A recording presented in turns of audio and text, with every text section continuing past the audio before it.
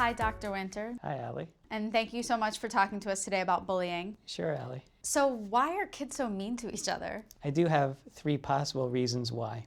Children tend to externalize their feelings, bad ones included.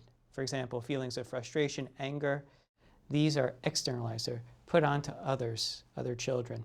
Second thought I have on the matter is that bullying works. It's a great way to exert control over somebody else. Get them to do anything you want. That's what a bully can do to a victim. Number 3, like any other behavior, it can be learned. So, for example, if the child at home sees his parents behaving in that way with one another, now he's learned this behavior, and now he'll turn around and bully the next person. So those are some possible reasons why kids could be mean to one another. And how would you define bullying? Bullying is about control.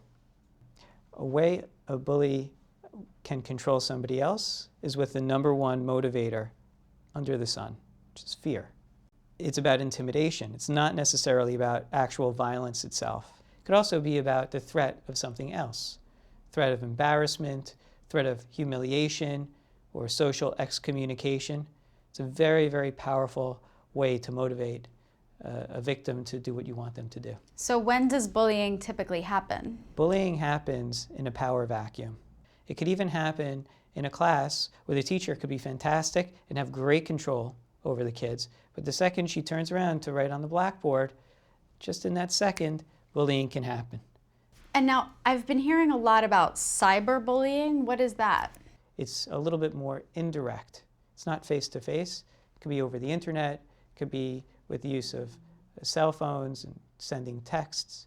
It could be using a social networking website like Facebook. So somebody writes on your wall something mean, terrible, and then somebody else likes it, or you get a whole slew of people liking it. It's a terrible, terrible thing.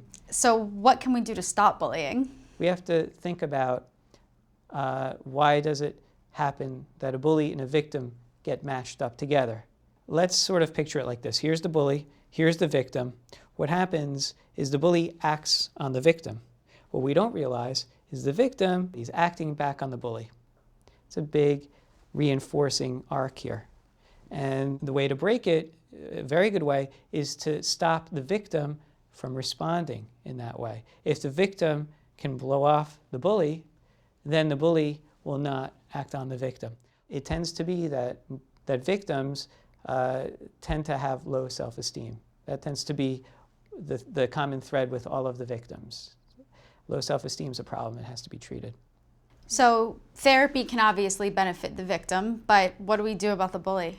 The bully is not just an evil individual. The bully is a child also, and the child needs help. Just like the victim needs help, the bully needs help. Therapy, absolutely, no question about it. Now, we have to find out what's going on at home. We have to find out if there's something that's making the bully feel unempowered or helpless. You have to work on trying to channel all of that energy away from bullying and into something that's more productive, into a different way that they can feel empowered. It's not just a problem for little kids. It's not children just being children, or boys, quote unquote, being boys. It's a problem that affects people, and it affects them years later as well. Thank you. Thank you, Allie.